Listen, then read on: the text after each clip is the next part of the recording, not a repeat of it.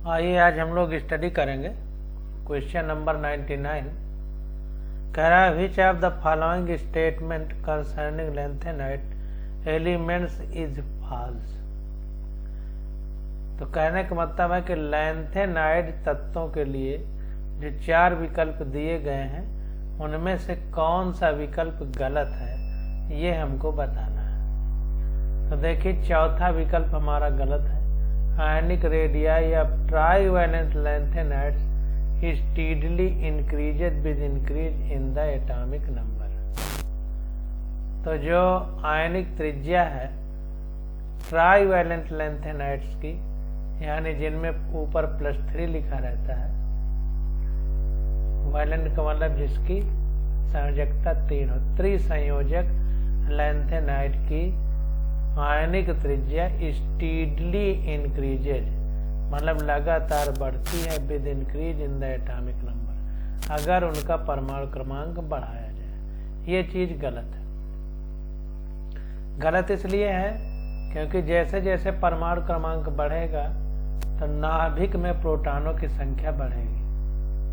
परमाणु क्रमांक बढ़ने से नाभिक में प्रोटॉनों की संख्या बढ़ेगी, और जब नाभिक में प्रोटॉनों की संख्या बढ़ेगी तो जाहिर सी बात है कि इलेक्ट्रॉनों को ज्यादा आकर्षित करेंगे, क्योंकि प्रोटॉन पॉजिटिव होता है और इलेक्ट्रॉन निगेटिव, तो आपस में अट्रैक्शन होगा, तो साइज लगातार घटेगी, जबकि यहाँ पर इंक्रीज लिखा है, इसलिए हमारा गलत हो जाएगा। यहाँ पर देखिए बता रहा है कि ionic radii of trivalent lanthanide decreases with increase in atomic number, घटेगी ना कि बढ़ेगी। यहीं पर ये चीज गलत हो गई। तो गलत वाला ही पूछा जा रहा है, इसलिए चौथा विकल्प हमारा सही हो जाएगा। अब क्वेश्चन नंबर 100 आ जाता है। कह रहा है to protect iron against corrosion the most durable metal plating on it is. तो कह रहा है कि कोरोजन का मतलब क्षरण, यानी जैसे हमारे लोहे के दरवाजे में जंग लग जाती है, तो आयरन के लोहे के दरवाजे में जंग ना लगे, इसके लिए हम उसके ऊपर पेंटिंग करते हैं। तो कह रहा है कौन सी पेंटिंग ऐसी होगी, कौन सी प्लेटिंग ऐसी होगी, यानी उसके ऊपर कवरिंग जो चढ़ाई जाएगी वो कौन सी अच्छी होगी जिससे कि कम से कम कोरोजन हो, यानी क्षरण हो, यानी लोहे में जंग कम से कम लगे। ये पीछे भी आ चुका है जिंक प्लेटिंग। जिंक की प्लेटिंग करने पर सबसे कम जंग लगने के चांस रहेंगे, यानी लंबे समय तक हम दरवाजे को सुरक्षित रख पाएंगे जंग लगने से, अगर हम जिंक की प्लेटिंग कर दें। ये पीछे भी क्वेश्चन आ चुका है, इसलिए सॉल्यूशन नहीं दिया गया है। तो जाहिर सी बात है कि वही इलेक्ट्रोकेमिकल सीरीज वाली बात आ जाएगी कि जो सबसे ज्यादा स्टेबल धातुएं हैं उनकी प्लेटिंग की जाएगी, तो सबसे कम से कम मतलब लंबे समय तक लोहे में जंग लगने की संभावना कम रहेगी, और सबसे स्टेबल यानी सबसे स्थायी धातु जिंक है, जितने भी इसमें विकल्प दिए गए हैं, इसलिए हम जिंक की प्लेटिंग कॉपर में लोहे में करेंगे। क्वेश्चन नंबर 1 से 1 आ जाता है। कह रहा है when copper sulphate is electrolyte using platinum electrodes.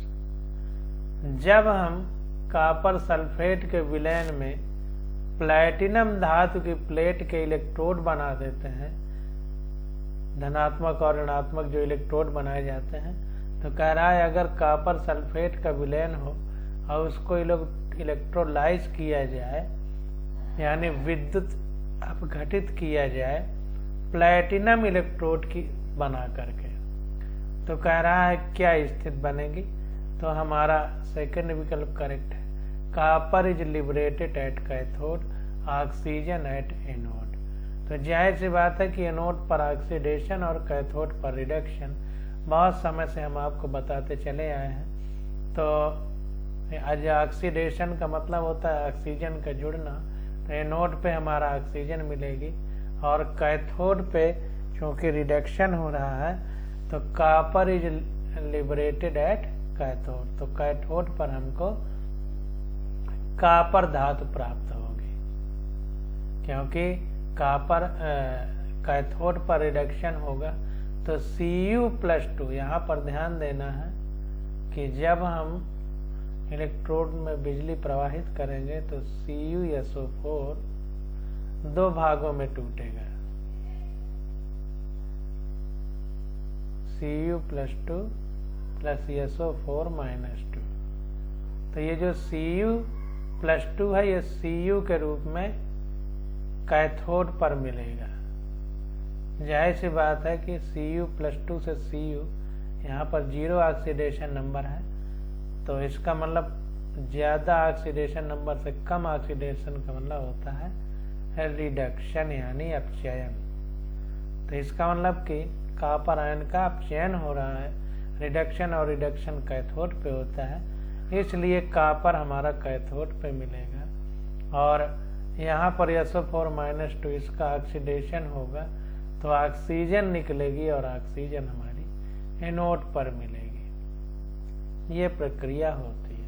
यहाँ पर देखिए फिर ये बनाया गया है, CuSO4 से Cu+2 प्लस SO4-2 बनेगा, और जो कॉपर सल्फेट का विलयन है, जलीय विलयन, उसमें पानी भी होगा तो पानी H2O से H+ और OH- में टूटेगा। अब कैथोड पर क्या होता है, रिडक्शन होता है, यानी ज्यादा ऑक्सीकरण संख्या से कम ऑक्सीकरण संख्या, तो Cu+2 से Cu बन जाएगा कैथोड पर, और यही कैथोड पर जमा होगा तो हमें कैथोड पे कॉपर मिलेगा।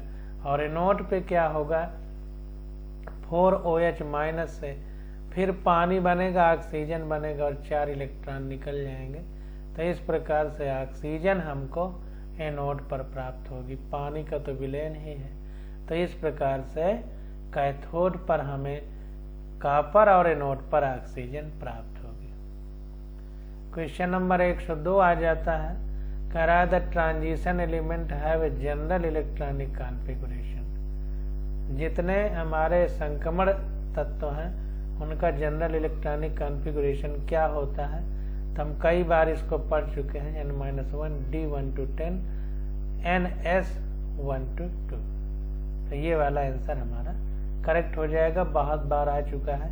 तो यहाँ पर देखिए सॉल्यूशन दे रहा है कि the general electronic configuration of transition element यानी संक्रमण तत्व की, तो N-1 D1 to 10 होता है और NS1 to 2 होता है। ये बहुत बार आ चुका है, ऊपर भी आ चुका है, पढ़ चुके हैं हम लोग। अब क्वेश्चन नंबर 103 आ जाता है, कह रहा है photographic films and plates have an essential ingredient of. तो जो हम अपनी फोटो बनाते हैं तो फोटो जैसी हमारी होती है वैसे ही फोटोग्राफर निकाल के दे देता है, तो उसमें निगेटिव यूज किया जाता है। पहले जब मोबाइल नहीं चले थे तो निगेटिव फिल्म हमको दिया करते थे, वो अब नहीं दी जा रही हैं। तो उसमें एसेंशियल इंग्रेडिएंट क्या होता है, जो फोटोग्राफिक फिल्म बनती है उनमें जो प्लेट लगती है उसमें सबसे मुख्य क्या होता है, ये पूछा जा रहा है। बहुत बार ये क्वेश्चन आ चुका है, सिल्वर ब्रोमाइड होता है। सिल्वर ब्रोमाइड इस चैप्टर में नहीं आया, अन्य चैप्टरों में आएगा, तो सिल्वर ब्रोमाइड उसमें पाया जाता है।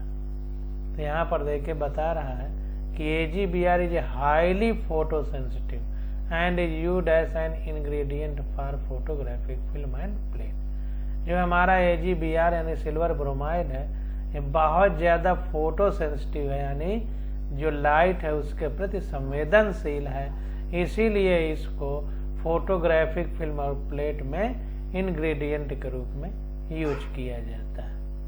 अब क्वेश्चन नंबर 104 आ जाता है, कह रहा है nitriding is the process of surface hardening of steel by treating it in an atmosphere of. तो नाइट्राइडिंग एक प्रोसेस है जिसमें स्टील की सरफेस को हार्ड किया जाता है, surface hardening of steel by treating it is an atmosphere of. तो किस के एटमॉस्फेयर में, किस वातावरण में ऐसा किया जाता है, हमसे पूछा जा रहा है। ये मेटलर्जी का क्वेश्चन है। तो NH3 के वातावरण में ऐसा किया जाता है, तो NH3 हमारा करेक्ट हो जाएगा। इस वजह से NH3 करेक्ट है। ये मेटलर्जी यानी धातु कर्म चैप्टर का क्वेश्चन है, यहाँ का नहीं है। तो इस प्रकार से NH3 हमारा करेक्ट है। यहाँ पर देखिए बताया भी जा रहा है कि when steel is heated in presence of NH3, जब NH3 की उपस्थिति में स्टील को गर्म किया जाता है तो iron nitride on the surface of the steel is found. तो स्टील की सरफेस पे आयरन नाइट्राइड बन जाता है, which imparts a hard coating, जो उसके ऊपर एक कठोर परत के रूप में बन जाता है। This process is called nitriding. तो इसी प्रोसेस को नाइट्राइडिंग कहा जाता है, और ये इस चैप्टर में नहीं है, इसको मेटलर्जी में पढ़ेंगे। कुछ क्वेश्चन ऐसे हैं जो यहाँ नहीं होना चाहिए, फिर भी दिया है तो हम उनको कर ले रहे हैं, लेकिन डिटेल में हम उसी चैप्टर में उसको पढ़ेंगे। क्वेश्चन नंबर 105 कह रहा है blue colouration is not obtained when, कह रहा है नीला रंग हमें नहीं प्राप्त होगा 4 विकल्पों में से क्या करने पर। तो यहाँ पर देखिए सेकंड विकल्प हमारा करेक्ट है। Copper sulphate solution reacts with K4FeCN6। तो कॉपर सल्फेट विलेन जब K4FeCN6 से रिएक्शन करेगा तो हमें नीला रंग नहीं प्राप्त होगा। ये चीज यही आंसर है हमारा। क्यों नहीं प्राप्त होगा, इतनी बार हम लोग पढ़ते चले आए हैं। तो यहाँ पर देखिए कॉपर सल्फेट की K4FeCN6 से रिएक्शन कराई जा रही है, तो Cu2FeCN6 बनेगा प्लस 2K2SO4 बनेगा, और Cu2FeCN6 का कलर होगा और वो भी चॉकलेटी कलर का प्रेसिपिटेट प्राप्त होगा। प्रेसिपिटेट का मतलब नीचे जम जाएगा थक्के के रूप में।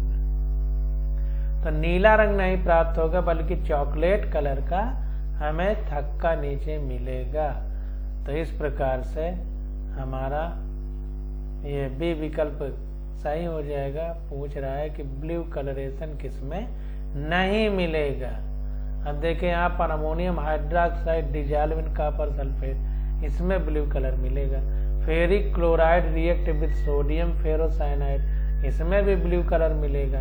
और anhydrous copper sulphate dissolve in water, इसमें भी ब्लू कलर मिलेगा। लेकिन कॉपर सल्फेट सॉल्यूशन को जब K4FeCN6 से रिएक्शन कराया जाएगा तो हमें Cu2FeCN6 प्राप्त होगा, जिसके जो नीचे प्रेसिपिटेट बनता है, थक्का जम जाता है विलेन के नीचे, वो चॉकलेट कलर का प्रेसिपिटेट प्राप्त होगा, ना कि ब्लू कलर का। अब क्वेश्चन नंबर 106 आ जाता है। करा the electronic configuration of 4 elements are given below, which element does not belongs to the same family as other. तो 4 विकल्प हमको दिए गए हैं, चारों के इलेक्ट्रॉनिक कॉन्फ़िगरेशन हमको दिए गए हैं। तो इन इलेक्ट्रॉनिक कॉन्फ़िगरेशन को देख करके हमें बताना है कि एक अन्य फैमिली से भिन्न है, बाकी सब सेम फैमिली में है, तो वो कौन सा है ये हमको बताना है। तो देखिए थर्ड विकल्प हमारा करेक्ट है, यस पी है। ये पी ब्लॉक एलिमेंट है, बाकी यहाँ पर देखिए डी डी डी है, तो ये डी ब्लॉक है, ये पी ब्लॉक है, यही अंतर है। बहुत बार पढ़ चुके हैं। तो यहाँ पर देखिए NeS3S2 3p5 is the electronic configuration of a p block element, whereas other configuration are those of d block element. तो अन्य सारे डी ब्लॉक एलिमेंट हैं, इसको छोड़ करके ये पी ब्लॉक एलिमेंट है। यहाँ पर देखिए डी है, डी है, डी है, यहाँ पर डी नहीं है, इसलिए जो लास्ट में पी है तो यहाँ पर पी ब्लॉक एलिमेंट का इलेक्ट्रॉनिक कॉन्फ़िगरेशन है। अब अगला कह रहा है the oxidation state of chromium in K2Cr2O7H। तो K2Cr2O7 में Cr की ऑक्सीडेशन स्टेट क्या है ये हमको बताना। तो इसका फिगर बना के भी निकाल सकते हैं, वैसे इसका +6 है इलेक्ट्रॉनिक कॉन्फ़िगरेशन। अब यहाँ पर देखिए अगर हमको निकालना है, हम कैसे निकालेंगे, तो यहाँ पर देखिए 1K का +1 होता है, 2 का +2 हो जाएगा। 1 ऑक्सीजन का -2 होता है, 2 का 14 हो जाएगा, तो -14।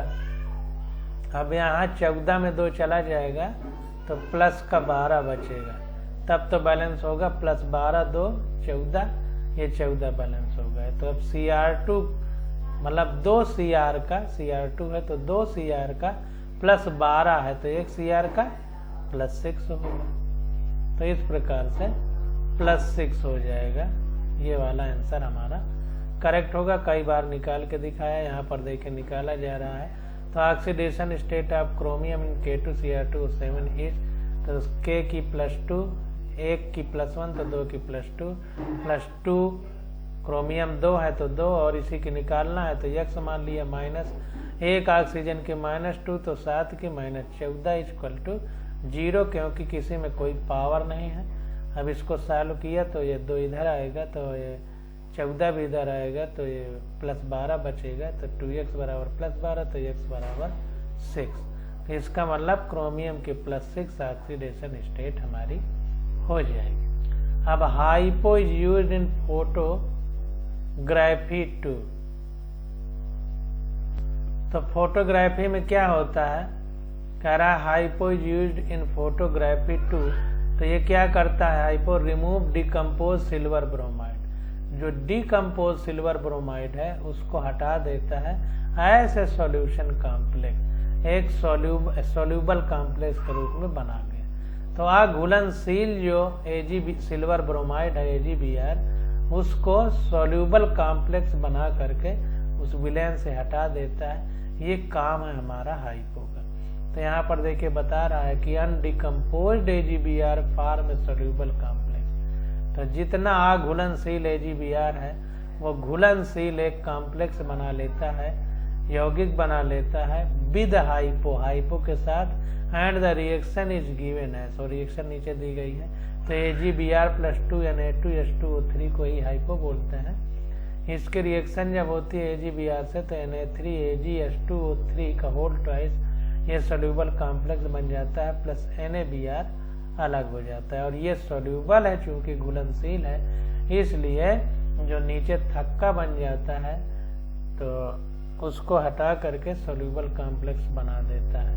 तो जो हाइपो है हमारा, ये अनडिकम्पोज AgBr को हटाने का काम करता है, रिमूव करने का काम करता है। इसलिए रिमूव अनडिकम्पोज सिल्वर ब्रोमाइड ऐसे सोल्यूबल कॉम्प्लेक्स, ये आंसर हमारा करेक्ट हो जाएगा। अब इस प्रकार से ये क्वेश्चन हमारा सारे क्वेश्चन हो गए और ये चैप्टर खत्म हो जाता है। अब इसके बाद हम लोग बायोलॉजी की स्टडी करेंगे। Okay, thank you.